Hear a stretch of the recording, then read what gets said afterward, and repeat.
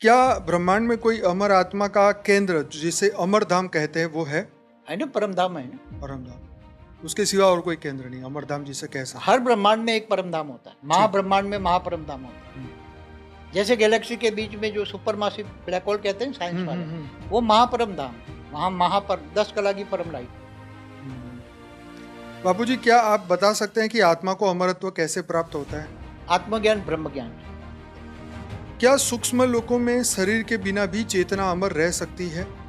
चेतना तो निराकारी आत्मा, निराकारी आत्मा कहीं भी रह सकती है, चाहे साकारी हो, आकारी हो, निराकारी। तो जो ऊपर के 7 लोक है उसमें जो आकारी रूप में निराकारी आत्माएं रूप हैं, धारण करती है तो रह सकती है, आ जा सकती है, रह सकती है। नहीं जैसे तप लोक में हाँ, निराकारी आत्माएं आती जाती रहती, मगर वो अपने ऊपर निराकारी का एक ग्रुप होता है, निराकारी आत्माओं का ग्रुप होता है, उसको एक आवरण बना के, एक गोला बना के वो आती है। धरती के ऊपर भी कई ऐसे आते हैं ना, जो कुछ एलियंस होते हैं, वो निराकारी रूप में आते हैं, फिर आकारी रूप धारण करते हैं। तो अब जो व्यवहारिक और आज के मनुष्य के जो क्वेश्चन है उससे रिलेटेड है, क्या आज का सामान्य मानव अमरता की यात्रा कर सकता है?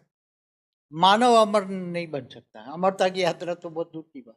ओके, तो उसकी आत्मा, उसको आत्म स्वरूप समझना पड़ेगा और फिर वो अपनी आत्मा को आत्मज्ञान होगा, ब्रह्म ज्ञान होगा तो ब्रह्मलोक में जाएगा। ओके, तब वो उसकी अमरता की यात्रा स्टार्ट हो सकती है। अमरलोक कहेंगे उसको। आत्मा की अमरता को व्यवहार में कैसे लाया जाए?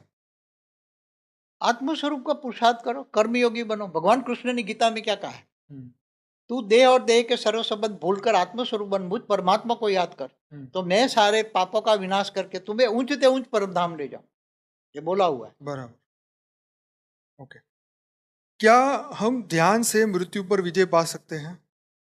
किसका ध्यान करते हो? जिसको ध्यान करोगे उसके पाओगे। अगर तुम देवताओं का ध्यान करते हो तो देवताओं के पास जाओगे। तो यहाँ पे क्वेश्चन है कि क्या मृत्यु को, उसके ऊपर कंट्रोल आ सकता है, मृत्यु पर विजय? मृत्यु पर विजय, जन्म मरण का चक्र तो ये कोई उस पर विजय नहीं पा नहीं पा सकता।